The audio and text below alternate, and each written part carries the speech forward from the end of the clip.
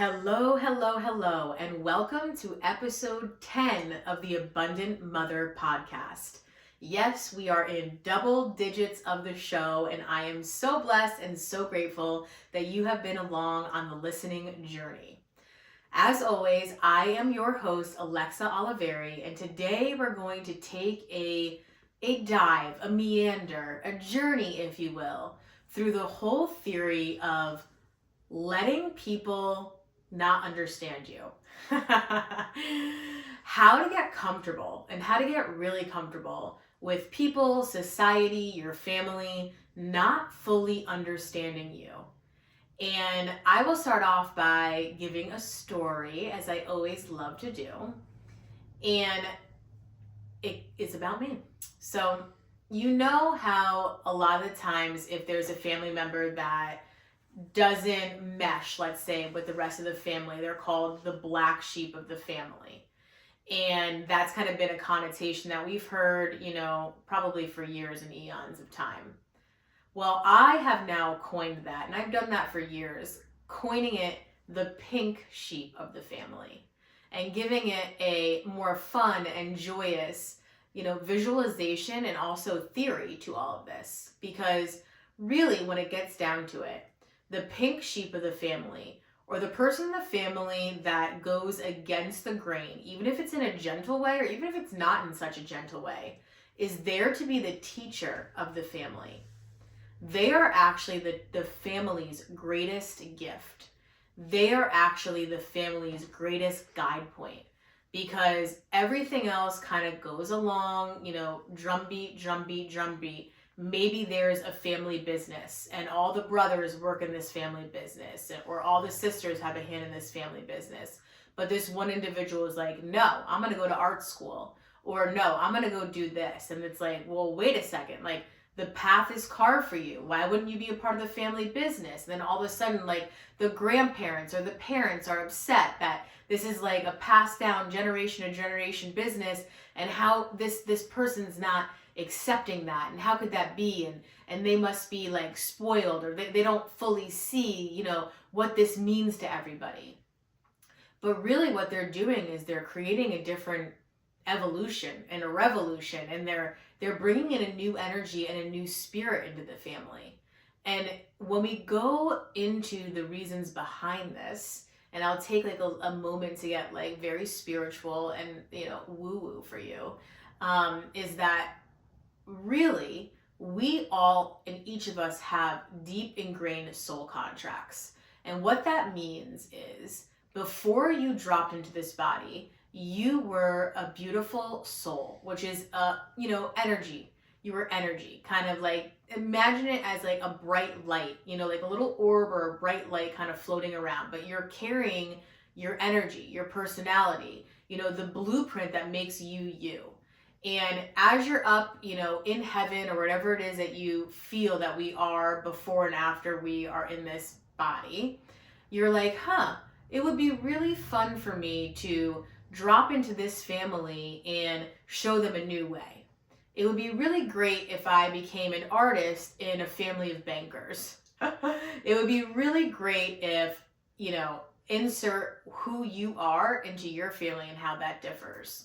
And as a soul, it feels exciting. It feels great. It's like, oh, I'm going to remember my purpose. I'm here to bring love and light onto the planet. I'm here to bring love into my family. And then you drop into this body, and immediately when you become a baby and a baby's born crying, it's like, whoa, this is actually a real reality. I can feel, gravity, and I can feel heaviness here. And I can feel like it's not as light, and the veil is certainly not as thin on the earthly existence as it is in the heavenly realm. And then from years of societal programming and family ideals and belief systems that are passed down to our children and our children and our children, you could see how ingrained and how in-depth this game of life is that we're playing. And so that individual whose soul's purpose, literally their reason for going into that family and their reason for following what their heart's desire is, they start to feel a little shaky about it. They start to feel like, oh, like this is actually a lot harder than I thought it was going to be. Or wow, I didn't expect to feel the guilt. I didn't expect to feel the sadness or the rage or whatever feeling that you're feeling from doing something differently. And it seems to be forgotten when we're in these human bodies that actually doing something differently is a part of the beautiful quilt work that makes up our lives, and it expands us and it grows us. And so this is a reminder for you. This is a reminder for you to think about the greater picture and think about yourself almost in a part of a play, and your family members and the ones that trigger you especially are your greatest teachers in your life, because they're teaching you how to be some way, or they're teaching you to find yourself and be strong in yourself when the world around you tells you not to be. And so we can look at this, and when we're really stuck in our minds, when we're really stuck in our bodies, we actually feel the pain of all that. And that could be feeling really real. And I'm not, dissipating those feelings. Like, that is sometimes a really hard thing to grapple with. But if you could even take a moment to journey above that and go, wow, what's the greater purpose here? This conversation could be challenging. This year or 2 years could be really challenging in the family, but the end all goal is what?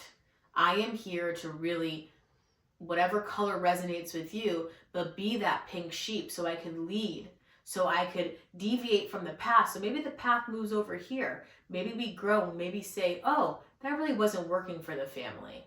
Or yes, it's true that we do family dinners, on a consistent basis, but what are we really talking about here? Is everything that's going on in the family surface level? Are we just talking about how the weather was? Or are we talking about what does your mom really wish and hope in her life?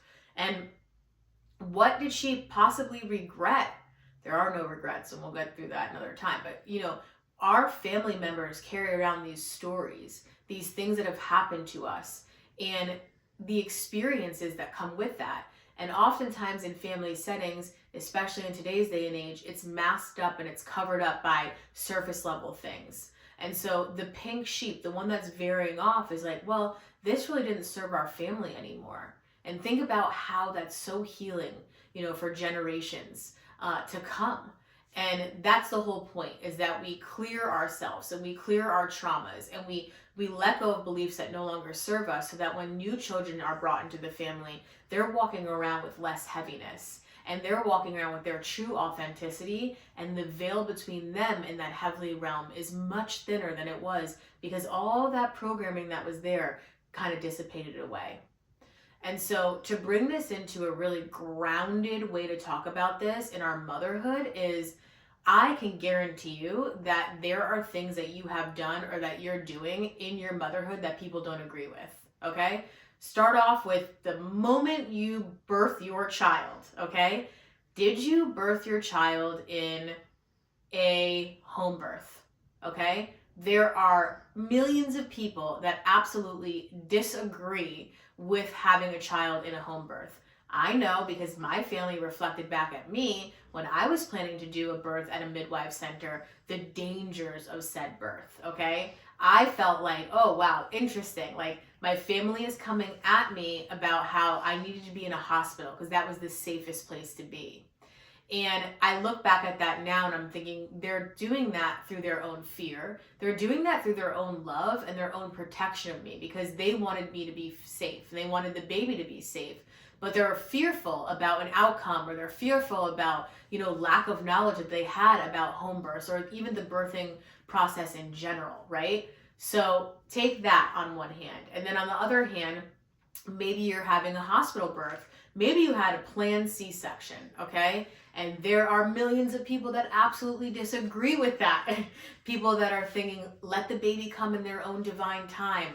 There is no such thing as a due date. You shouldn't go into surgery to have a baby. And I will story tell how all of this is very relevant in my life. So from the very moment that I got pregnant, I knew I wanted to have a holistic pregnancy and a holistic birth. And I, hired a doula who was amazing, and I worked with her for months before my daughter was due. And we talked all about holistic properties of a natural birth. I was going to the midwife's center. I had let go of my regular OBGYN who I'd seen since I was 16. I told her, look, we don't align in our, what we want, what we hope for our birth.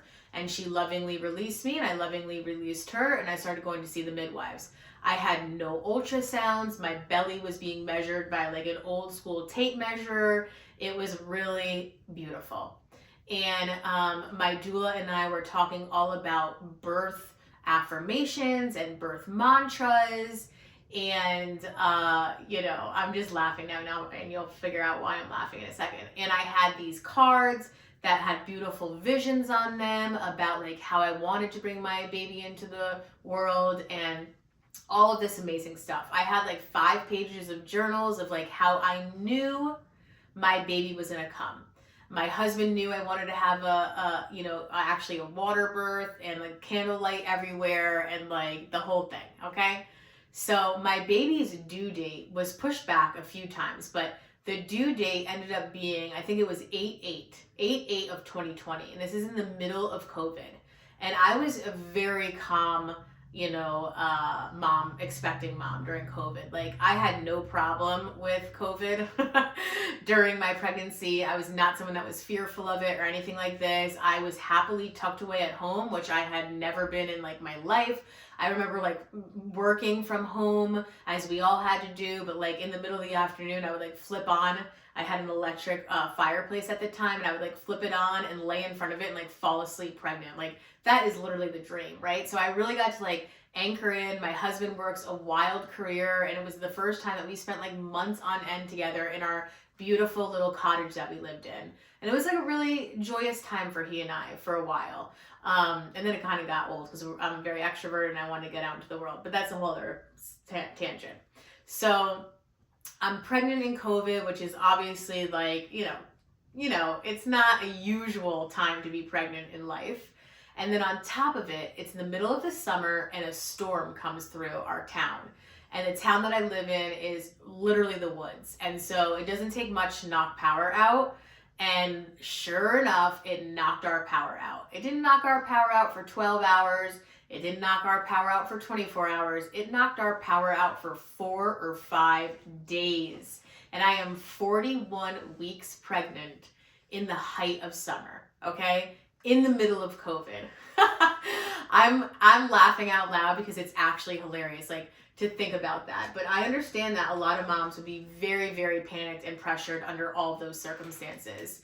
I was hotel surfing with my husband, going from hotel room to different hotel room each night because the hotels were getting booked up around our area. So we ended up having to stay like 35, 40 minutes south of where our actual hospital was.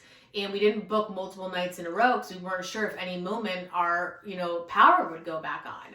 So it taught me many things in that moment, which was to be grateful for power, be grateful for running water, be grateful for all the things that we had that we take for granted. And also like have a fluidity of life because like this is pretty crazy. 41 plus weeks pregnant in the middle of COVID, no power in the heat of summer is not for the faint of heart. And so I remember going to the midwives, and again, they don't do ultrasounds like you would at a standard OBGYN, but they said something to me like, okay, let's go get an ultrasound, let's schedule it, because, things aren't progressing. And they had a rule that if you were 2 weeks past your due date, you could no longer birth at the birthing center. You had to go to the hospital. And so we were like right up about that time. I think I was like 41 weeks and like 5 days. I was like really almost at that, max period. And I went in to get this ultrasound, and I remember the ultrasound tech said to me like, really like, not a big deal, just like very bypassing. And she was like, interesting. The baby hasn't dropped at all. Like you would think with like this late into the pregnancy, the baby would start making its way down, but the baby hasn't dropped. And I was like, yeah, I was pretty chill about it, went home. But I knew the moment that she said that, I knew that my birth plan was going to change from what I had intended. And so I was like, I just kind of like marinated with that. And then I had a call with the doula and the midwife, and it was like, look, we're going to give you, whatever option that you want. But again, I was up on that, 2 week time frame, and that 2 week time frame being the weekend. I just had this intuition. I was like, you know what? I am going to go into the hospital, and I'm going to go with my doula and the midwives into the hospital. I'm going to have a slow induction. And so what that means is that they don't give you Pitocin. They don't give you things like Kickstarter all the way, but they did give me something called a Foley ball. And so if you've ever know what that is, sister, I feel you, because that's the craziest experience of life. But they do some other things to slowly induce, labor. And I just got a sense as I was waiting there and breathing through the pain of the Foley ball and all these things, that I was like, okay, I totally surrender. Some moms walk in and to each their own. Some moms walk in and they have this idea of having a natural birth, a vaginal birth, and they're like, this is the only way that it's gonna go. And I was like, you know what? I am just going and floating along with the tides here. And the nurses would come in, the doctors would come in, the midwife would come in and kind of check the computer and walk out. But again, I just had this inner sense of something's not 100% right. And I even asked, I was like, is it everything okay? And she's like, oh yeah, everything's okay. We're just monitoring things. She's like, you'll know if it's not okay. And then by literally midnight, I'll just never forget, I was awake, but all the lights in the room opened up, and there was 4 people that walked in, and I was like, oh, and they sat down to prepare to tell me, it's time, we need to go into a C-section now. Your baby's heart rate is not responding well to, the Foley ball and all these things that we're doing. And if we were closer to labor, then we would continue to try to go on this route, but you're so far away from it that we don't want to have the baby be put into stress. And in that moment in there, I went, absolutely, surrendered everything.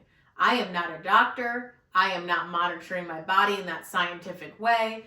Of course, I'm a mother and I have an intuition, but my intuition says, if a midwife who's been delivering babies in a bathtub for 20 years and my doula's with me is saying it's time for us to move into a C-section, I am absolutely not going to be the person that says no. I am here to be healthy and I am here to birth a healthy baby. That is it, period. And so I knew that my doula had came up to me and was like, are you okay with this? And I was like, absolutely. So calm as could be. Absolutely. I was like, however, you need to go talk to my husband because I don't think he's as calm. The last thing that I said to my husband before we got into the hospital was, I'll be fine. I just don't want a C-section. And I never talked to him about it again, but I silently surrendered it over and was totally okay with moving into what needed to be done. And there's other stories that happened in this birth that made it crazy. All of a sudden they took the Foley ball out and then my daughter's heart rate started steadying and everything was fine. And then they were like, just kidding, we don't need to move into C-section. And then a few minutes later, her heart rate started, dipping and dodging again. They're like, actually, we need to move right now. And it turns out that the cord was wrapped around my daughter in multiple places and she actually couldn't come down at all. She was stuck. And I had 20 plus strangers in this hospital and, operating on me. I've never met before. They didn't know my name until I was wheeled into the OR that day. And I always take that as beauty. I always see such strength and beauty and gratitude in that situation because back in the yesteryear, me and the baby would have died. That's what would have happened, right? If you can't birth your children through the vaginal canal, you are not surviving. That's what would happen before we had medical intervention. And so a lot of the times, we come into this and we're like, medical intervention and how dare that? And there is a place for that. I understand that we could be getting into a lot of litigation things. And so hospitals want to push for C-sections because it's cleaner and the outcome is easier to plan for. But there is a time and place where medical intervention is necessary and needed and appreciated. And so that is a part of my story, right?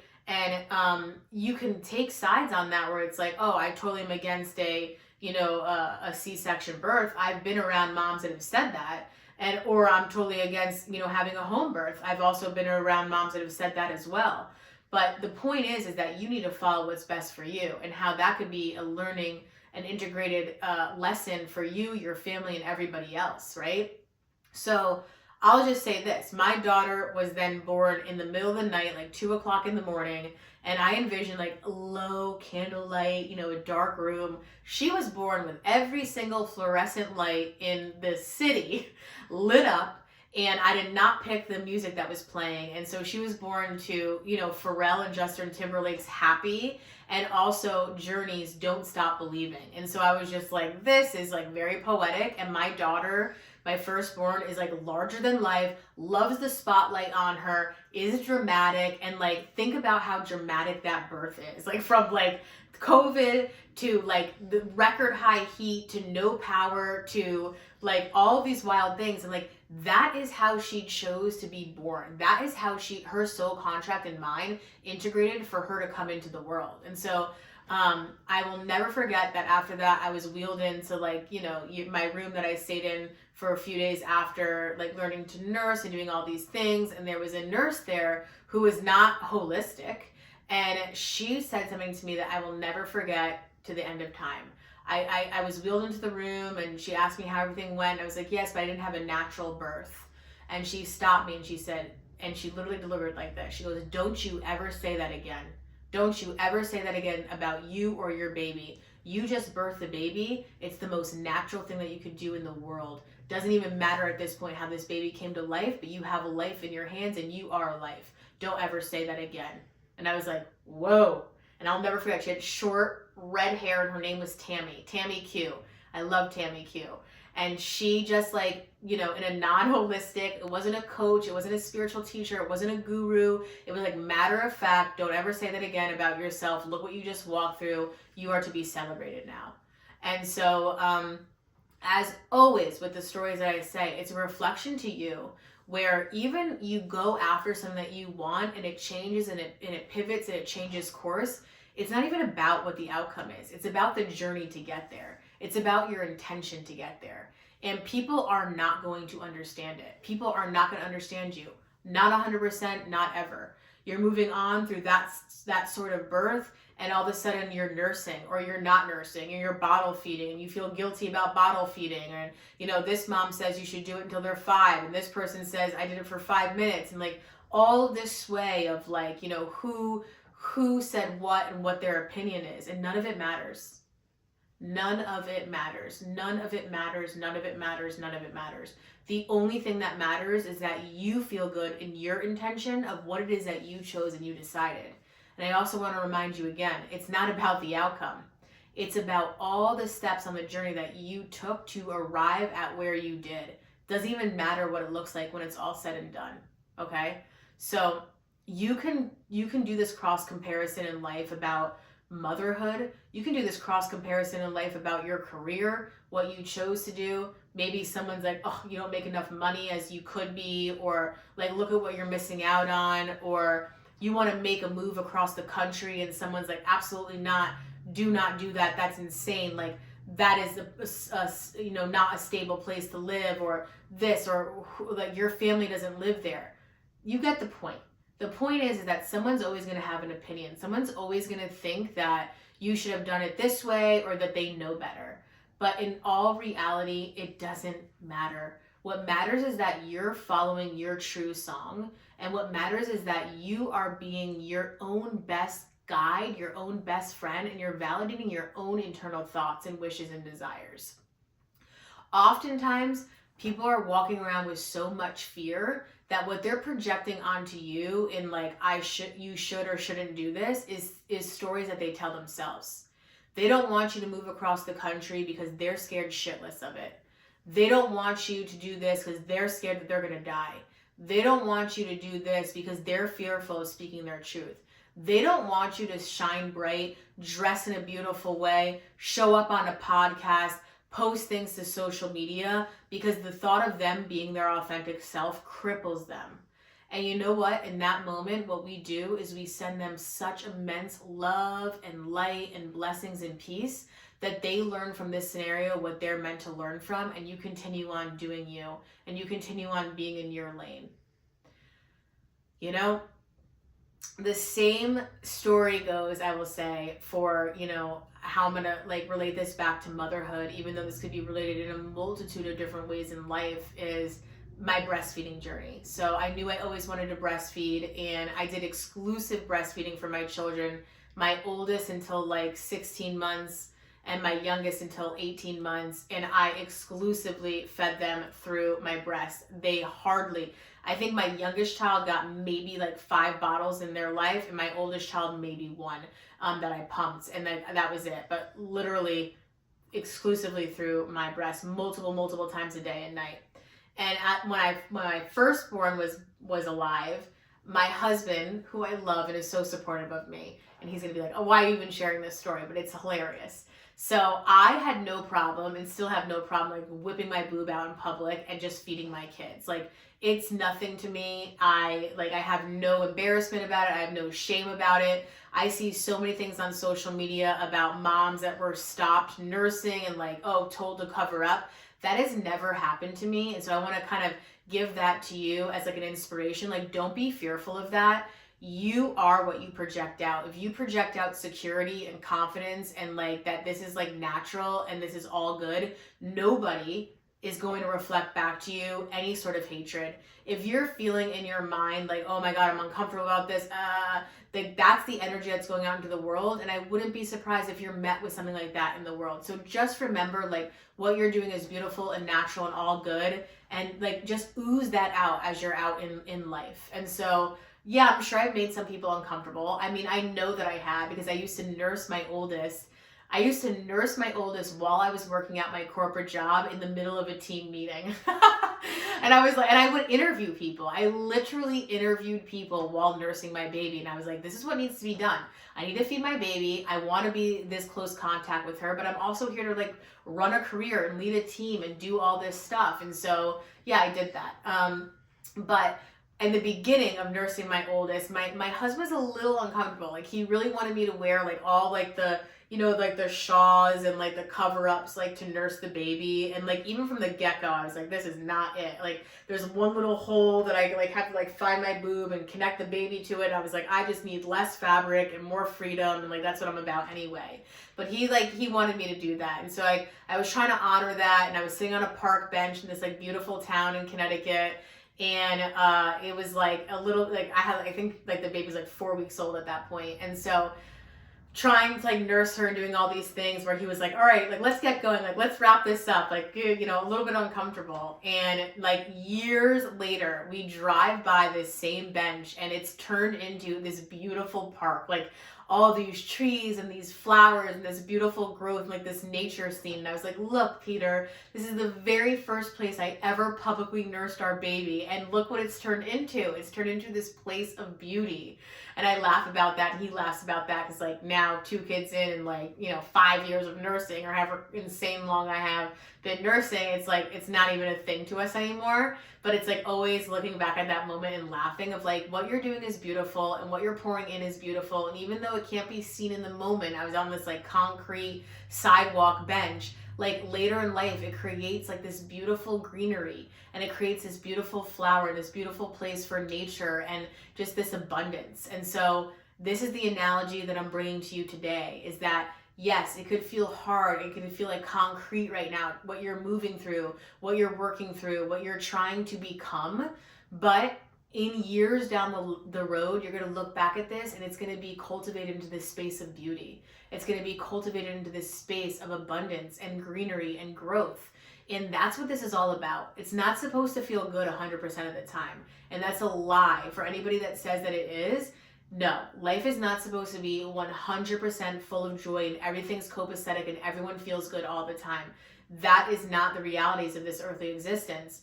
But what it is it's filled with challenges that we can re-look at from a different perspective that can grow us, that can expand us, that can give us life experience so that we can bring light into the darkness, that we can bring richness into that concrete. And that's what makes it beautiful. Think about it. Artists are creating the most beautiful work when they're going through their most challenging times. Songs are the most beautiful, tear-jerking, emotional moving when that artist is going through such a challenging time. They can connect to that. That's where the real juice of life is getting that beauty out of that challenge. And so if somebody has a problem with what it is that you're doing and you're not hurting anybody, you're simply being yourself and you're following your authentic code, then let them have a problem with it. because that is for them to sort through and their life lessons to go through. But it's for you to follow that pink sheep within you, or if your color is blue, that blue sheep within you. It's for you to walk that path, because remember, as that soul, as that starseed that was floating all around, figuring out where you were going to go and what your purpose was, you are a part of a greater purpose and a greater quilt. And that is to follow your authentic truth and your voice at every single moment of the day, at every stage in your lifetime. So I'm coming to you with the knowledge and the purpose, and also the celebration of you to be who you are unapologetically, and love yourself, because you have this certain code in you for a reason. It's so, so lovely being with you in this space. And as always, I wanted to go through a few different ways that I can support you in the becoming of yourself. Number one, we have Abundant Moms, which is a beautiful community of a multitude of different mothers. Every single month I offer group coaching, going through a various theme that integrates spirituality in this earthly life. So we could just like take the edge off of your life. You could let go of the guilt, and you could understand what it means to actually follow your unique code that we all just spoke about. So I will be there one-on-one coaching you. You can ask me any questions as the month unfolds, and we will work through your problems in real time.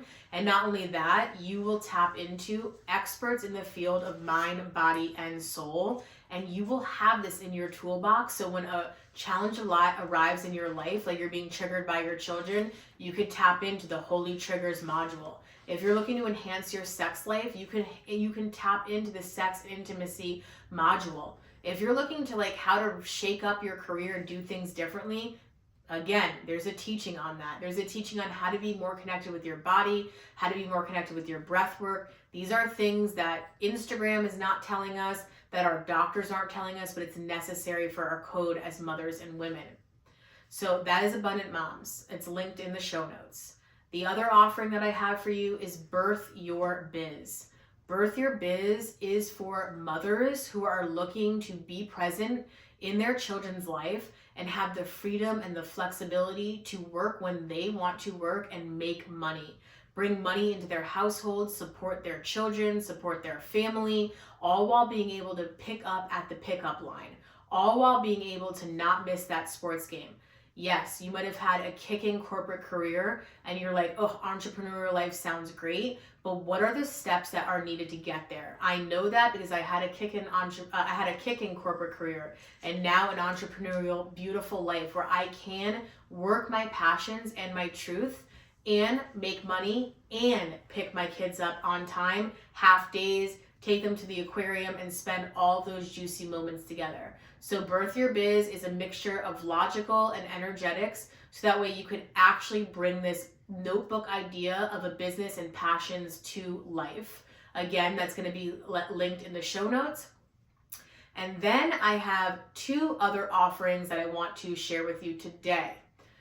One of them is a one-on-one mentorship. So anywhere in the world, you and I meet together about once a week throughout the month. Generally, the container is 3 months long. I found that you need to have a 3-month foundation in order to see and feel true change. It takes about 1 month for us to shed through any limiting beliefs and reprogram your subconscious mind, which is actually what is running your life and your day. We are going to literally pull the weeds of your garden, things that you may not even be aware of, that are actually keeping you stuck in these holding patterns, and you can actually release them, let them go, and we create a beautiful vision of what you want your life to be, and you actually live it, and then you actually fly on. This is not like a therapy situation where we're going to be seeing each other for years on end. You are going to be able to get this, alchemize this, and float on and live confidently in the life that you're dreaming of. And then the fourth offer that I have to tell you about today is Emerge. And Emerge is a mini retreat that takes place at my home in this beautiful space that I'm broadcasting live from right now. I will lead you through multitudes of exercises and experiences where you are one-on-one with me in this beautiful, abundant, gold, and heartfelt space. I will bring in sound healing. I will bring in some other energetic practices that work on quadrants and artwork and all these things for the purposes of you tapping into your authentic self, relaxing, shedding, and actually claiming who you are and who you want to be, all in the beautiful serenity of nature and woods and everything being reflected back to you from that lens. I literally guarantee you that you will leave these sessions feeling lighter and feeling more empowered and passionate about what you want to achieve in your life. Again, all of this is connected in the show notes. And as always, I will be back here because I love, love, love hosting the Abundant Mother podcast. You can catch me here on TikTok, Instagram, all of the things to follow along on the journey and just up-level your life, redefine, reclaim, and reignite who you are. It is so amazing to be with you. I love you. I love you. I love you. Have a beautiful, beautiful day or night.